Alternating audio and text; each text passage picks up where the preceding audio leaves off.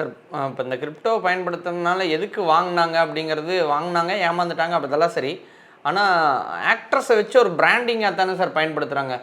அப்போ அந்த ஆக்ட்ரஸ் மேலே எல்லாம் என்ன கம்ப்ளைண்ட் கொடுக்க முடியும் சார்? இப்போ ஒரு ஒரு இடத்துல வந்து ஒரு பெரிய திருட்டு நடக்குது.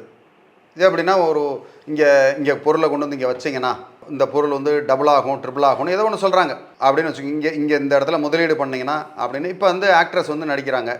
அவங்களுக்கு தெரியுது ஏற்கனவே இதே மாதிரி ஒரு தொழிலில் எங்கேயோ ஒருத்தர் மும்பையிலையோ டெல்லியிலையோ பண்ணி அங்கே ஏதாவது போலீஸ் கேஸ் இருந்து அது அவங்களுக்கு தெரிஞ்சு திருப்பி இதே மாதிரி இங்கே நடிச்சிருந்தாங்கன்னா கண்டிப்பாக அவங்க வந்து குற்றவாளியாக இல்லையா?